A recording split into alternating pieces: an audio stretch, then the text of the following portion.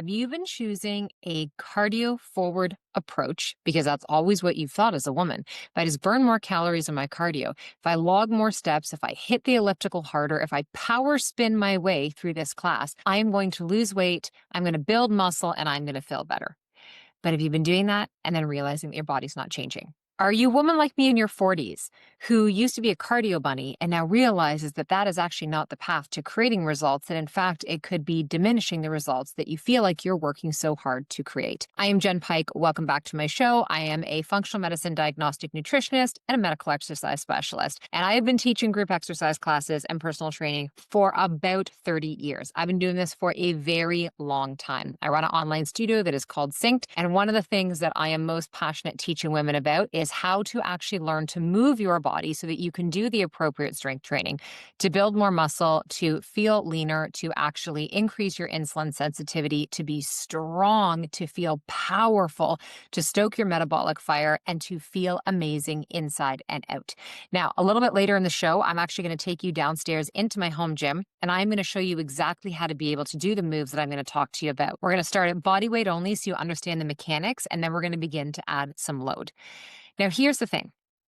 Once we hit our 40s, first of all, I don't believe in this energy that, oh my God, once you turn 40, everything just goes to the crapper and, you're over the hill at that point. I remember growing up and my parents, when they were turning 40 and 45, getting these birthday cards at the front was like over the hill. And it was literally someone like falling off the cliff, because that's what we were told. 40 was old. 40 was like midlife, which it may have been back then. But I'm going to be 46 in a couple of weeks. I do not feel like I'm in my midlife physically, mentally, and emotionally. I feel more on fire and have more clarity and focus in my body than I ever have. I am lifting heavier and stronger than I have, and this didn't just happen overnight. I have put the basics in motion. I have done the groundwork. I have planted the seeds. I've grown the root system. I've grown the tree, all of the different sayings that you can throw at it. I have been doing it. And one of the ways I see women get so frustrated is they hear online, go pick up heavy things, lift heavy shit, pick it up and put it down. That's what you have to do. And yeah, we do need to be lifting heavier than most of us are, but you also have to learn and understand how to do that. And I find for a lot of women, you have to also explain why this is important. If I just tell you to go and do something and you don't have some kind of context behind it, you aren't going to have an emotional buy-in that's going to motivate you from getting off your bum watching me to actually going into your area of your home that you work out, or driving to the gym, or getting into the studio and going and taking a class. So let's talk about some of the changes that happen when we get into closer to our 40s. For me, these changes actually started to happen in my late 30s. I was noticing that some of my hormones were not quite as balanced as what they used to be. My cycle was making some changes. My energy was a little bit off. The way that I could perform in my workouts and how I recovered was also off. And I was noticing differences in my body composition, mainly around my waist. Now, why can that happen? Well, in perimenopause, estrogen typically spikes before it drops. Progesterone is usually the first one to leave the ovary building. But then we do have a decline of estrogen, and this impacts your muscle mass. This impacts your bone density. Your joints aren't as stable and strong as what they used to be, nor are your tendons and your ligaments. And so we do have this kind of winding down in terms of our metabolic health and that metabolic fire. It's not that your metabolism slows down. That's not actually what happens. It's the compound effect. It's that as we do get older in life, responsibilities of life change. Your energy may change. Your sleep may not be as good. You literally may not be moving as much as you once did and not even realize that that is happening. You might have unstable blood sugar, inflammation that is going on, right? You may have kiddos that are causing you stress, pets that are causing you stress. The truth is that back in the day, we would just try and alleviate these body changes with the cabbage suit diet, or cutting out carbohydrates, going for an extra spin class, doing random YouTube videos, trying to do more sit-ups. That's not going to perfect you and protect you from some of these changes that are going on in your body. And when I say perfect, this isn't about moving through things perfectly. This is about shifting your mindset to create what feels like the best, perfect approach for you right now in this moment. I have gone through times of my life where certain workouts served me for years. And then they just didn't. And I had to allow myself to shift direction and embrace something that felt better in my body. Now, some of you could be watching this and you're like, I'm a diehard worker outer, Jen. I'm a diehard strength training lifter. I'm always under a heavy barbell. I'm always snatching weight. I'm always deadlifting. I'm doing the squats. I am like putting the reps in and I am gaining weight and my waist is expanding and I'm puffy and inflamed and I do not feel good. You're going to want to err on the side more so of like getting out and walking, decreasing the amount that you're training. So if you're heavy lifting 6 times a week, why are you still doing that? How about you try 4 times a week? Let your body actually rest so it can recalibrate. And I promise you, you will see some new changes and differences that you will be happy about. The other thing that I want to really remind you of is that I'm not talking to you about becoming a bodybuilder. I'm not talking to you about, because this is always women's concern. I'm going to get bulky. I'm going to get jacked. I flipping wish. I wish it was that easy to become jacked. Now, if you are eating a super inflammatory diet, lots of junk food, lots of fast food, excess sugar, calories from a lot of sugary drinks, alcohol, and you're starting to build muscle mass, you're going to feel thick. You're going to feel thick, Rick. You are going to feel it around your body. The goal is you're improving your lifestyle. You're improving your digestion. You're supporting your liver health. You are getting better sleep as you are starting to do some of the exercise and the strength training movements as well. When we talk about what are the most important ones, there's a lot of different ways that we can move. I teach many different forms of exercise. I teach strength training, yoga, Pilates, bar. I do a lot of mobility and fascial release work. But if I had to distill it down to 6 strength training movements that I wish every woman would take the time to learn and understand proficiently, not perfectedly, it would be these. Deadlifting. Everyone is terrified of deadlifting. I have hurt myself deadlifting bad a couple of times. And that was the eye opener for me, that it wasn't the movement, it was my body and my biomechanics. I had to learn how to move me better first, doing less before I could start to add load. So deadlifts, they are incredible for your posterior chain, ladies. So think hamstrings, your hips, your lower back, and your glutes. Hip thrusting and glute bridging.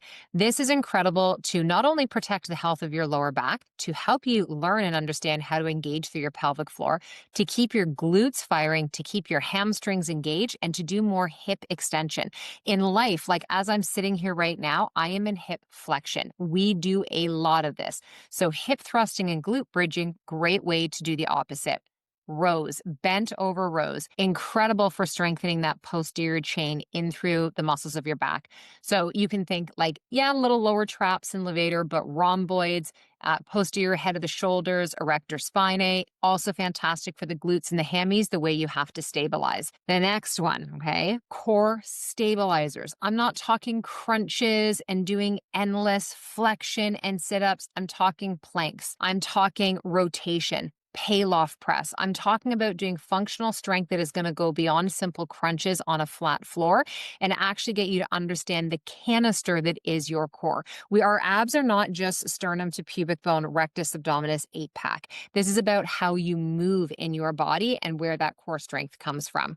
The next one, I know, and they're not my favorite, are push-ups.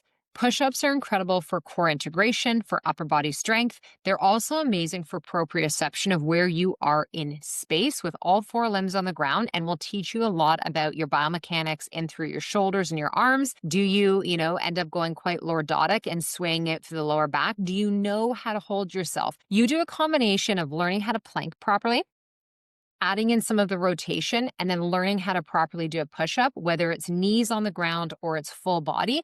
It will revolutionize many of the other exercises you do. If we took you from that push-up position on your back and lined you on your back, and now we had you into a chest press at all varying degrees, you're going to get stronger. If you love practicing yoga and you are in plank and down dog and chaturanga and arm balancing postures, you are going to get stronger. If you are a Pilates girly and love bar like I do, and you are on the reformer, or you are doing banded work, circle work, you are working on the tower, or you are using bands and tiny light weights, my God, when you apply really good form and a certain volume of repetitions, you are going to feel exactly what it is that I am talking about. And then squats. There are so many different variations of squats. My 2 personal favorite, actually there's 3. My first one is a goblet squat.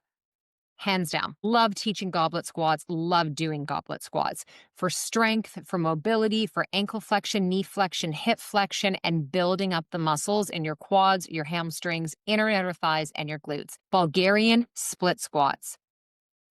I used to hate these. Like, I would work with trainers who'd put this in my programming and I'd be like, not today. I didn't see that in there. Now I teach Bulgarians average of twice a week. I have it in my own training. I love them. So goblets and Bulgarian split squats. And then I love teaching a traditional dumbbell squat. I find for a lot of the women that I work with, throwing them directly into a back squat doesn't necessarily pan out so well until they have the mechanics to move well. We've improved their ankle mobility. We've improved their ability for flexion and that they can drive the hips forward and up. Then we can maybe start to put that bar on their back. So in the second part of this video, I'm going to walk you through all 6 of those exercises with modifiers and different cueing. It's important to understand why we shouldn't be trying to skip the strength training. Listen, adding more muscle and doing these types of workouts are going to help to build and maintain the health of your bones and your bone density, which is going to lower your risk of fractures. When you have stronger muscles and a stronger, more connected body overall, you're going to reduce your risk of injury and you are going to be able to stabilize your joints. You're going to boost muscle tissue, which is going to give you the appearance of being leaner. That is not only going to add to your confidence, but it is going to improve your metabolic health overall. It's going to improve your balance, your mobility, and your posture so you can keep doing all of the other things that you love, including, depending on your age, getting down with your grandkids, bending over and picking up your pet, doing your gardening, golfing, pickleball, whatever it is that you love. And adding in strength training, I'm going to guarantee this for you, will improve your mood and it will help to support your hormones overall. So this is not just about the body you want to see today or in 5 days. This is the body and the independence that you want 20, 30, and 40 years from now. And I hear it from women all the time. I am so stiff in the morning. I just need like 10, 15 minutes to start to move and then I'm good to go. Strength training feels like this massive to-do list. I'm not strong enough. I don't have the right equipment. And listen, the only equipment you need to start in the beginning is your body. It is with you everywhere. And when women start to embrace this, when they join us in our workout classes and in our videos, they will always reach out and say, I cannot believe the difference getting stronger has made mentally, emotionally, and physically in my body. How much more independent and assertive I actually feel. And I finally feel strong again after so much time of feeling like I was falling apart. So if you are interested in learning how to move better, if you want to take charge of your health, I have some free videos. I actually have a 7-day free workout series that you can download below. Also, make sure that you hit subscribe here so you never miss an episode. These workouts are 100% hormone friendly. And what I mean by that is they're not going to crush you. They're not going to leave you on the floor in a sweat pile. They are going to target your body. They're going to target your brain. They're going to make you feel so dang good. And you're going to start to learn how to actually master these moves over time. So head on down below, watch the second part of this as well. I think we're actually going to cut to it right now, and I'm going to show you exactly what I have just been talking to you about. I'll see you back here for the next episode.